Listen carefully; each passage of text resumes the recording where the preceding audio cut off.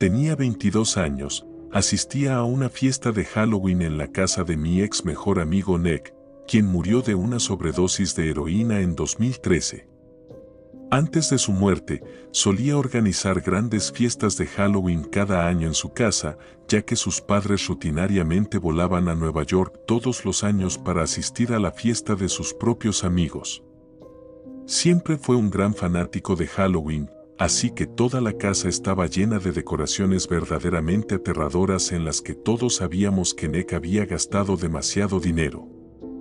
Incluso levantó grandes paredes de cartón y las cubrió con papel tapiz para crear una especie de laberinto embrujado. Quiero mantener esta historia con clasificación PG-13, así que omitiré la parte de la marihuana, la cerveza, el LSD y el sexo, e iré directo a la parte donde las cosas se pusieron mal. Admito que no estábamos en nuestro sano juicio. Ninguno de nosotros lo estaba. Cualquiera que asistiera a las fiestas de Nick sabía lo que pasaba. Yo, Nick y algunos otros chicos, Denny G, Joey y Q, estábamos arriba, en la habitación de Nick, fumando en una pipa de agua cuando escuchamos dos golpes fuertes y constantes provenientes de abajo. Nick, torpemente pero en pánico, corrió a abrir la puerta para ver qué estaba pasando. Se escuchaban gritos, tanto de chicos como de chicas. Lo recuerdo con claridad, sonaba como si hubiera una multitud gritando por sus vidas allá abajo. Todos le gritamos a Nick que regresara y cerrara la puerta. Incluso bajo los efectos de las drogas, sabíamos perfectamente lo que estaba pasando. Nick volvió corriendo, cerró la puerta rápidamente, pero también en silencio, y la cerró con llave. Se dio vuelta y tenía la expresión facial de alguien que acababa de presenciar un asesinato. ¿Qué viste? ¿Qué pasa? Le gritamos todos. Nos dijo que nos escondiéramos antes que nada. Todos sabíamos por qué. A partir de ese momento, no hicimos preguntas. Nick apagó las luces y se escondió en el armario con Joey, mientras yo me escondí debajo de la cama con Q, y Denny G se metió en el baúl de almacenamiento. Podíamos escuchar la música a todo volumen desde abajo apagarse, seguida de un hombre adulto gritando que todos se callaran. Una desafortunada chica soltó un grito de miedo y sorpresa, y después de otro disparo, silencio, el hombre comenzó a gritarles de nuevo a todos, pero personalmente no podía oírlo bien, y ciertamente no recordaría exactamente lo que estaba gritando. Escuchamos a otros dos hombres gritando. A esas alturas, había confirmados 3 intrusos en la casa, pero podrían haber sido más, por lo que sabíamos en ese momento. Oímos el sonido de botas subiendo las escaleras y luego avanzando por el pasillo, deteniéndose frente a la puerta del dormitorio. El intruso del otro lado intentó abrir la perilla, pero al darse cuenta de que estaba cerrada, comenzó a embestir la puerta, probablemente con el hombro, después de varios intentos fallidos. El sonido de unos disparos hacia la cerradura fue claramente suficiente para romperla, permitiendo que la puerta se abriera. Escuchamos gritos desde abajo después de los disparos a la cerradura, seguidos de silencio y más disparos. Nick y yo teníamos las manos sobre la boca para no hacer ruido al respirar. Vi a través de la tela translúcida que colgaba del borde de la cama de Nick las botas negras con jeans rotos superpuestos que se movían instintivamente hacia el armario. Abrió la puerta. Pude escuchar a Nick rogándole al intruso que no lo matara, ofreciéndole una cantidad generosa de dinero si se iba. Nick se entregó como el dueño de la casa. Fue entonces cuando el intruso le ordenó bajar. El resto de nosotros permaneció escondido. Aparentemente, Joey no había sido atrapado con Nick. Nos quedamos bajo la cama, temblando y asustados. Abajo se escuchaba casi silencio, aparte de la voz de Nick hablando con los intrusos, pero lo que decían era demasiado bajo para entenderlo. Pasaron cerca de 20 minutos antes de que la puerta principal se cerrara de golpe y Nick volviera corriendo arriba para decirnos que se habían ido. Creo que el momento más aterrador de mi vida fue cuando bajé las escaleras, de regreso a la sala, y vi los 2 cuerpos sin vida en el suelo, con agujeros en la cabeza que escupían sangre. Jenny Robbie, dos buenos amigos que aún extraño. Me ahorraré los detalles de lo que pasó cuando llegó la policía, pero a pesar de que la casa olía como un invernadero de marihuana, los policías estaban más interesados en averiguar quiénes eran los hombres enmascarados que mataron a dos estudiantes inocentes. Sí, Nick nos dijo a los 4 que estábamos escondidos en su habitación, que eran 4 intrusos en total, todos con sombreros fedora, máscaras de vendetta, abrigos y guantes. Exigieron $100,000 en efectivo, y cuando Nick no pudo entregarlos, le exigieron que llenara su saco vacío con sus posesiones más valiosas. Todos los asistentes a la fiesta que estaban retenidos en la habitación también fueron obligados a arrojar sus billeteras al saco, o serían fusilados. Después del incidente, Nick se deprimió. Comenzó a beber demasiado, convirtiéndose en alcohólico. Dejó de ir a clases y terminó abandonando la escuela. Empezó a usar drogas más fuertes como metanfetamina y heroína. Tuve una buena charla con él desde el incidente y fue más sincero durante esa conversación de lo que había sido nunca. Me dijo, con lágrimas cayendo por sus mejillas y una pipa en la mano, que vivía con un dolor constante sabiendo que había causado la muerte de 2 de sus mejores amigos. Nick murió de una sobredosis de heroína en julio de 2013, ni siquiera un año después del incidente. Era mi primer Halloween viviendo solo, lejos de mis padres. Vivo en una pequeña casa de esquina con un sótano pero sin segundo piso, una casa por la que mis padres pagaron la mitad. Eran las 11 de la noche. Estaba sentado en la sala viendo películas de terror de Halloween cuando me levanté para responder a un golpe en la puerta. Pero me detuve y pensé, ¿quién podría estar tocando a las 11 de la noche? Seguramente ya no quedaban niños pidiendo dulces. Tenía la sensación de que era un bromista tocando el timbre tarde en la noche, así que esperé un segundo. Luego miré hacia el porche por la ventana. Ya se habían ido. Sí, eran bromistas. Volví a sentarme, sin pensarlo 2 veces, y de nuevo, golpes en la puerta principal. «Lárguense», grité. No estaba de humor para niños molestos. Ignoraron mis palabras y comenzaron a golpear, no solo tocar. Estaba furioso. Me levanté de un salto y abrí la puerta de golpe. Una vez más, no había nadie allí. Me puse los zapatos y salí para buscar a los chicos entre los arbustos, pero no había nadie a la vista, ni en los arbustos, ni detrás de mi auto, ni al otro lado de la calle. Había terminado de responder. No quería seguirles el juego, así que regresé adentro, cerré la puerta con doble seguro y fui a mi habitación, también cerrando esa puerta solo para sentirme más seguro. Supongo, incluso con el televisor encendido. Todavía podía escuchar a los estúpidos niños golpeando repetidamente mi puerta principal. Estuve a punto de llamar a la policía para que se los llevara, pero eso sin duda haría que mi casa terminara llena de huevos o papel higiénico. Los golpes continuaron durante un tiempo incómodamente largo, más de media hora. Pensé que esos chicos debían estar grabando algo para YouTube y querían desesperadamente una reacción, pero no se las iba a dar. En algún momento me quedé dormido con el televisor encendido, solo para despertarme de nuevo con los golpes. Miré el reloj, eran las 2 de la mañana. ¿Cómo podían seguir allí esos chicos?, pensé. Apagué el televisor y me senté, con los oídos atentos por unos momentos. Mi corazón se detuvo por completo al darme cuenta de que los golpes no venían de la puerta principal, sino de la puerta de mi habitación. Salté de la cama, mirando por toda la habitación como un loco buscando algo para usar como arma. Sabían que estaba despierto. Estaban intentando girar la perilla, intentando derribar la puerta. Esos no eran niños. Por algún milagro, se me ocurrió una idea. Era una posibilidad remota, pero era todo lo que podía pensar. Encendí el receptor de mi sistema de sonido, conecté mi iPhone, abrí la aplicación de YouTube, escribí sonido de disparo de pistola .45, subí el volumen al máximo y presioné reproducir. El sonido de un disparo resonó por los altavoces, sonaba lo suficientemente real.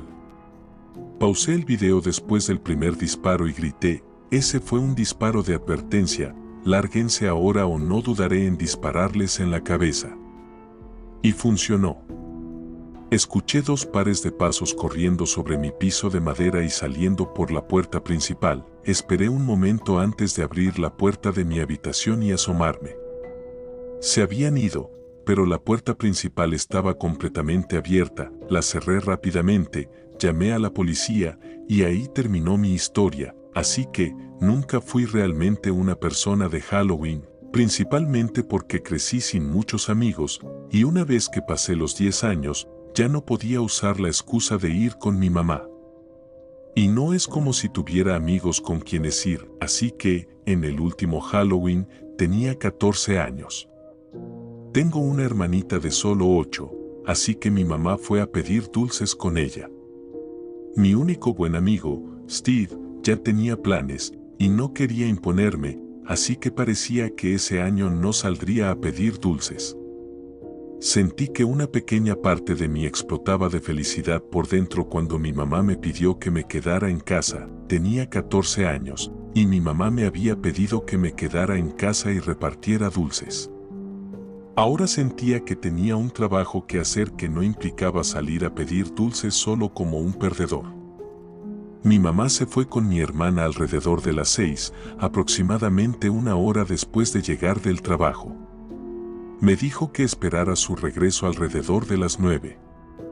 Así que estaba relajándome en el sofá de la sala, viendo el maratón de películas de terror en AMC y ocasionalmente respondiendo a la puerta para dar dulces a los niños. Mientras hacía eso, el teléfono de la cocina comenzó a sonar. Recuerdo que el timbre estaba tan alto que me hizo saltar. Levanté el teléfono y el otro extremo permaneció en silencio, excepto por algunos ruidos de fondo y torpes movimientos, sonidos que esperarías cuando alguien sostiene un teléfono. Creo que dije hola como 5 veces antes de que la persona del otro lado colgara. Sabía que era alguien haciéndome una broma telefónica de Halloween. ¿Qué más podía hacer que ignorarlo? Eso funcionó lo suficientemente bien durante los siguientes minutos viendo televisión y abriendo la puerta hasta que el teléfono volvió a sonar. El mismo número desconocido aparecía en el identificador de llamadas. Quería ver a dónde iba esto, así que lo contesté una vez más. Esta vez, pude escuchar una respiración muy tenue al otro lado. «Está bien, Steve, sé que eres tú», dije por el teléfono. Colgaron. A estas alturas, no quería decir que estaba asustado, pero sin duda estaba un poco inquieto. Pasó mucho tiempo antes de que ese teléfono volviera a sonar. Se estaba haciendo tarde, más oscuro, y el timbre sonaba cada vez menos. Estaba viendo la versión original de Friday the 13th cuando volvió a suceder. El sonido de ese teléfono sonando se había vuelto enfermizo, ya que sabía quién sería, o mejor dicho, no lo sabía.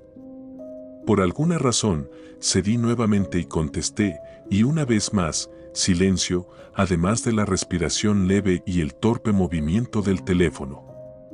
Fue así durante casi medio minuto antes de que finalmente hablaran, con una voz profunda exagerada, «Te haré una visita esta noche». Ya había tenido suficiente de esa broma. Les dije que se largaran y colgué el teléfono, prometiéndome no volver a contestarlo. Diría que, aproximadamente media hora después, de la nada, se cortó toda la energía en la casa. Las luces se apagaron, el televisor se apagó, oscuridad total.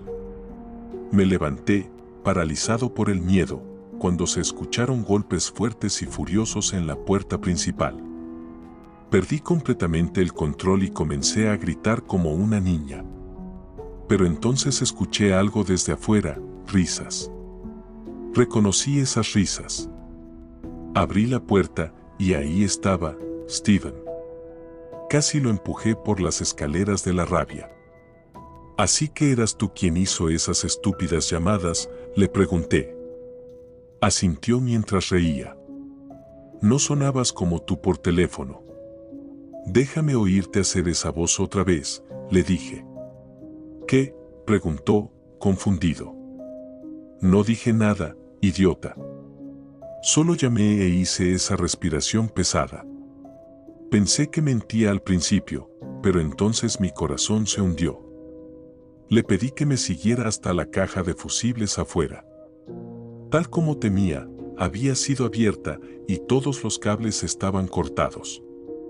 Creo que corrimos más rápido que cualquier campeón olímpico de regreso a la casa.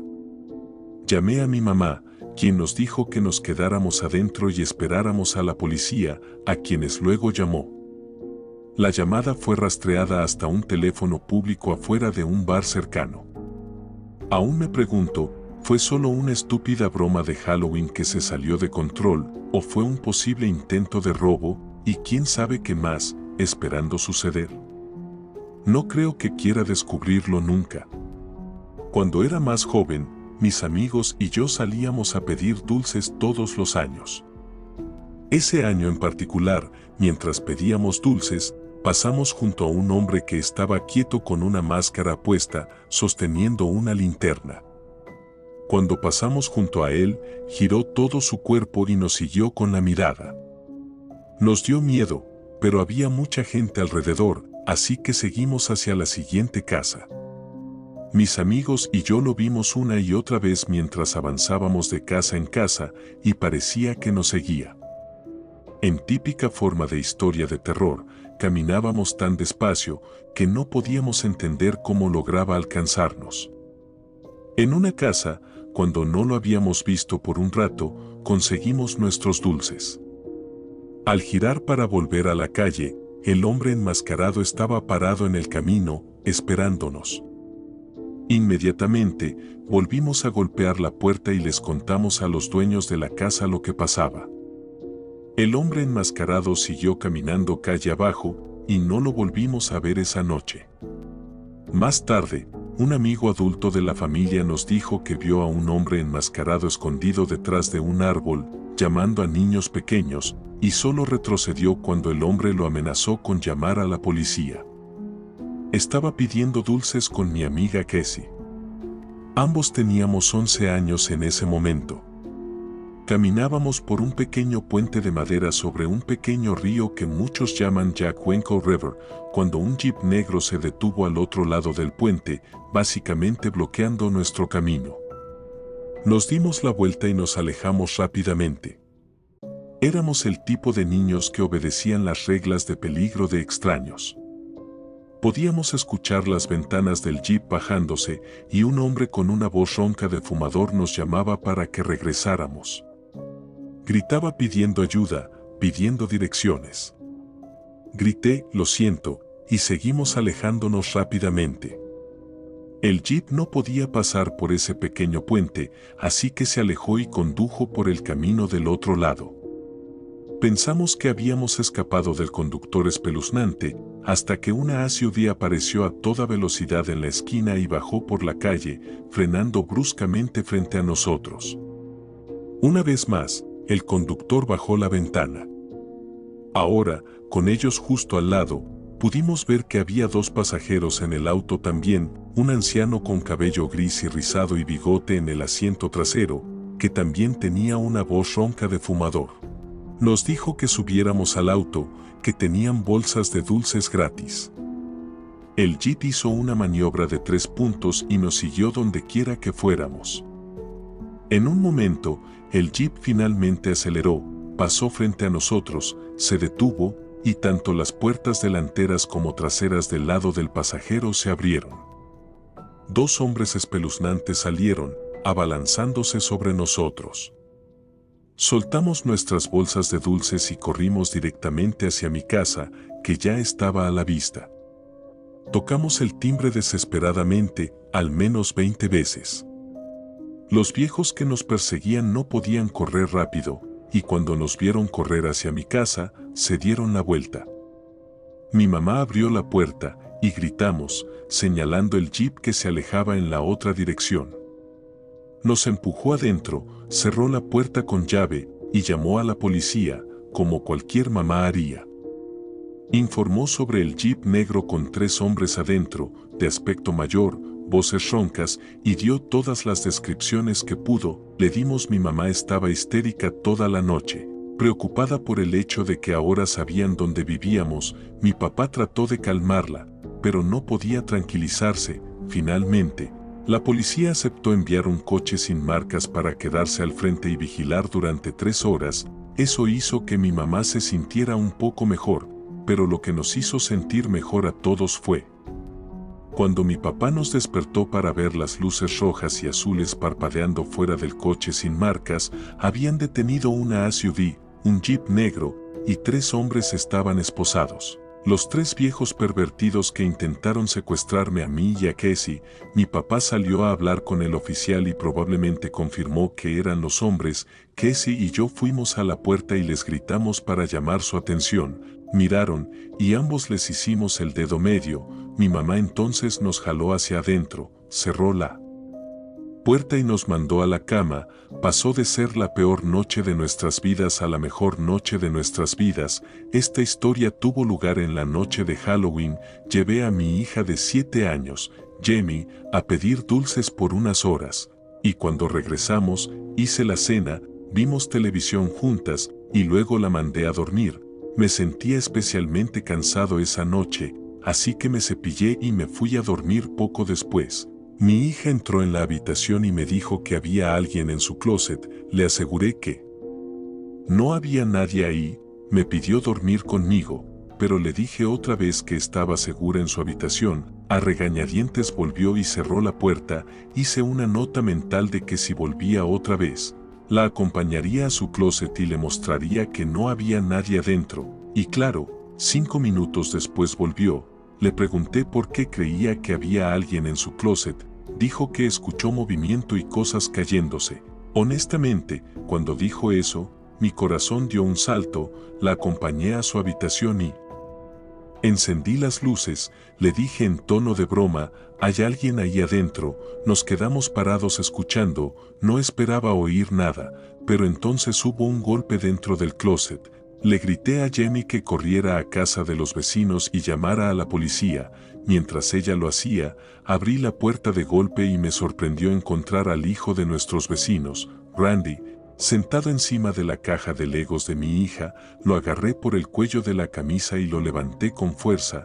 Lo llevé enojado de regreso a casa de sus padres, justo al lado, y encontré a Jamie tocando el timbre. Cuando abrieron, lo empujé hacia adentro, hacia su padre, y expliqué todo. Le dije que no presentaría cargos, pero que si alguna vez lo veía cerca de mi hija otra vez, se arrepentirían. El padre de Randy, Mark, lo abofeteó.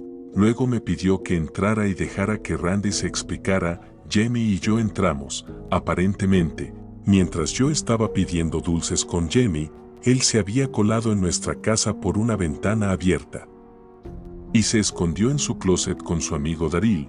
Le pregunté si ese chico Daryl seguía en mi casa. Dijo que sí. Le dije a Jamie que se quedara con Mark mientras yo corría de vuelta, y justo cuando entré, ahí estaba ese tal Daryl, más feo y sospechoso que Randy. Tenía la ropa interior de mi hija en la mano. Lo que hice después salió de una ira pura de padre. Lo agarré por el cuello y lo tiré al suelo. Le di 4 bofetadas antes de dejarlo ir. La única razón por la que no llamé a la policía fue por mi estrecha amistad con Mark, pero dejé muy claro que si siquiera saludaban a mi hija otra vez, saldrían en las noticias. Al día siguiente volvimos a dormir. Dejé que Jamie durmiera conmigo. Después de eso, estaba aterrada. A la mañana siguiente, encontré un pequeño agujero de taladro en la puerta de su closet. Esos malditos enfermos habían estado espiando a mi hija mientras dormía y jugando con su ropa interior. Tal vez no puedas entender el horror a menos que seas padre, pero hay días en que pienso que fue un error no llamar a la policía. Todavía puedo hacerlo, pero no ha pasado nada desde entonces, así que supongo que no debería causar más problemas. Jamie tiene 13 años ahora, y ese asqueroso de Randy se fue a la universidad. Acabábamos de mudarnos a nuestra nueva casa grande en Mississauga, Ontario, en un área llamada Winston Churchill. Era la noche de Halloween y mis padres, mis 4 hermanas, Mi hermano y yo estábamos desempacando nuestras cosas en nuestras nuevas habitaciones. Acabábamos de terminar y estábamos hablando sobre dejar atrás nuestras viejas escuelas y amigos. Mi madre nos llamó para hacer los quehaceres. Estaba realmente cansado ya que eran las 11:30 de la noche, muy tarde para el ambiente de pedir dulces, y ahora teníamos que hacer tareas. Parecía que tomaba una eternidad, pero cuando terminé, decidí ir a mi habitación y dormir un poco. Escuché lo que sonaban como pasos en el pasillo de arriba. Pensando que era mi hermano o hermana, me levanté para gritarles por molestarme mientras trataba de dormir, pero por lo que pude ver, no había nadie ahí. Bajé corriendo al sótano donde estaban mis padres, hermanas y hermano, confundido y asustado, trabajando. Les pregunté a todos si habían estado arriba, y respondieron que no. Ahora me estaba poniendo realmente nervioso, pero tuve que convencerme de que solo era mi imaginación. Así que lo dejé pasar como si nunca hubiera sucedido. Volví a mi cama, que ahora estaba helada. Tuve que ponerme un suéter, hacía demasiado frío. Me desperté a la mitad de la noche, alrededor de las 12:30 de la mañana, después de que todos se habían ido a dormir. Escuché un fuerte golpe que venía del dormitorio de mis padres. Pensé que tal vez era mi hermano o mi hermana tratando de tomar un vaso de agua, pero demasiado asustados para ir solos. Estaba equivocado. Los golpes continuaban, cada vez más fuertes. No podía dormir, así que decidí investigar. Caminé hacia el pasillo, y no había nadie. A medida que me acercaba, los golpes se detuvieron. Me quedé mirando la puerta por un momento antes de decidir volver a la cama. Después de unos minutos, los golpes comenzaron de nuevo. Ahora estaba completamente helado hasta los huesos. Traté de volver a dormir, pero no pude. Típico de mí, la puerta de mi habitación se abrió lentamente, como si alguien la empujara suavemente, pero estaba demasiado oscuro para ver quién o qué podía ser. Oye, ¿qué demonios estás haciendo? ¿Quién es? Déjame volver a dormir. Murmuré. Pasos ligeros comenzaron a acercarse a mi cama. Pensé que era una de mis hermanas hasta que me giré después de que los pasos se detuvieron y vi una figura parada junto a mi cama. Una figura de al menos 2 metros de altura. Se me atascó el grito en la garganta. No salió nada. Me quedé ahí congelado de horror mientras la figura finalmente decía, «Bo». Fue entonces cuando grité con todas mis fuerzas y me cubrí los ojos. Cuando mis padres irrumpieron en mi habitación y encendieron la... No había figura, no había nadie junto a mi cama. Les conté todo entre lágrimas, los golpes, la figura, los pasos. Mis hermanos entraron al marco de la puerta y me vieron perder la cabeza. Les pregunté a mis padres si habían escuchado los golpes en su puerta. Seguramente debieron oírlos, era su puerta después de todo. Pero dijeron que no habían escuchado nada. Todos me miraron como si estuviera loco, pero sé que no lo estoy. No puedes imaginar algo tan real. Nunca olvidaré esa noche, sé que no lo haré. Fue hace unos años, la noche de Halloween. Todos teníamos 20 años, justo en esa edad en la que ir a casas embrujadas es de lo mejor que se puede hacer en Halloween. El lugar se llamaba Scary House, Journey to the Basement, o algo así. Solo estuvo abierto durante 4 años en nuestro pueblo y luego desapareció. Este fue su cuarto y último año. Era una casa embrujada de alta calidad, sorprendentemente aterradora. Una de las mejores en las que había estado. No era una visita guiada. Era un recorrido en grupo tipo laberinto. La única forma de salir era llegar al sótano, encontrar una de las llaves, luego encontrar la salida y desbloquear la puerta. Definitivamente era único. Desafortunadamente, no resultó ser una noche divertida para nosotros, y estás a punto de ver por qué. Comenzamos en la sala de estar de la casa, y para describirla por completo, había un ataúd abierto gigante en el centro de la habitación. Telarañas cubrían cada rincón, los muebles eran viejos y polvorientos, y por supuesto, manchas de sangre cubrían el suelo de madera crujiente. Supimos de inmediato que iba a ser bueno. La siguiente habitación era el comedor, y ahí fue donde las cosas se pusieron inquietantes. Cada habitación después de esa estaba débilmente iluminada por faroles falsos colgados en las paredes. Varias veces los actores saltaron hacia nosotros con disfraces aterradores y aunque lo esperábamos, siempre lograban asustarme. Seguíamos perdiéndonos, dando vueltas, tratando de encontrar el sótano. El lugar estaba diseñado como un laberinto, con puertas falsas y giros sin fin. Nos tomó una eternidad finalmente encontrar la puerta del sótano, y debo admitir que estaba nervioso al bajar. Estaba completamente oscuro, tan oscuro que no podíamos ver nada. Incluso pensamos que tal vez era un área solo para empleados donde guardaban los accesorios, pero las reglas decían que no se permitían teléfonos, así que no podíamos usar las pantallas como linternas. Si queríamos salir, no teníamos otra opción más que bajar. Cada paso crujía más fuerte que uñas en una pizarra. Estábamos riendo, maldiciendo y diciéndonos lo asustados que estábamos. Tenía las manos extendidas frente a mí, palpando en la oscuridad, cuando choqué con alguien y dije perdón. ¿Quién fue eso?, pregunté, esperando que fuera uno de mis amigos. No hubo respuesta. Quien fuera que choqué puso su mano en mi hombro y salí corriendo, gritando y riéndome al mismo tiempo. Había algo profundamente inquietante en estar en ese enorme sótano oscuro sabiendo que alguien más estaba ahí. Uno de mis amigos finalmente encontró una llave sobre un escritorio en la esquina. Todos corrimos de regreso arriba, de vuelta a la luz, y encontramos la puerta de salida. Todo el proceso tomó mucho más tiempo de lo que suena aquí, pero ahí no fue cuando se puso realmente aterrador. Justo afuera de la salida había un pequeño contenedor con un cartel que decía: «Deje las llaves aquí por favor». Así era como el personal las recolectaba para reiniciar la atracción.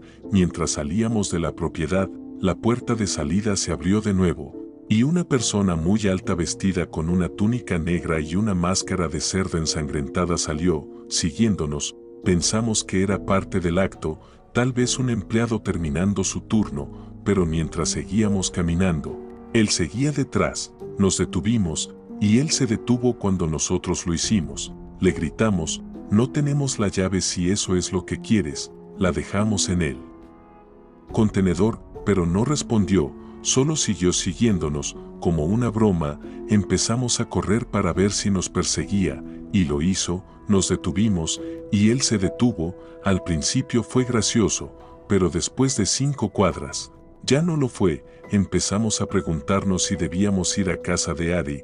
No queríamos que ese tipo supiera dónde vivía. Los padres de Ari estaban en casa, así que nos sentimos seguros, pero la puerta principal estaba rota, así que tuvimos que ir por detrás. Saludamos en broma al tipo enmascarado que seguía siguiéndonos. Cerramos la puerta del jardín y empezamos a limpiar nuestros pies en el felpudo. Fue entonces cuando escuchamos que la puerta del jardín se abría. El hombre venía por el costado de la casa, caminando hacia nosotros más rápido esta vez. Ari abrió la puerta trasera y gritó a su padre que sacara su arma. Eso llamó la atención del hombre. Se quedó inmóvil. Se giró hacia Ari y se detuvo. El padre de Ari salió furioso, apuntando su pistola al hombre enmascarado. El tipo levantó las manos gritando: «No dispare, solo tengo 27 años». El padre de Ari le dijo que se largara y advirtió que la próxima vez no dudaría en apretar el gatillo. Personalmente, desearía que lo hubiera hecho quitarse la máscara y hubiera llamado a la policía en ese momento. Se fue demasiado fácil. Por lo que sabíamos, podría haber estado armado. Contactamos con la casa embrujada al día siguiente, y dijeron que no tenían ningún empleado con una máscara de cerdo.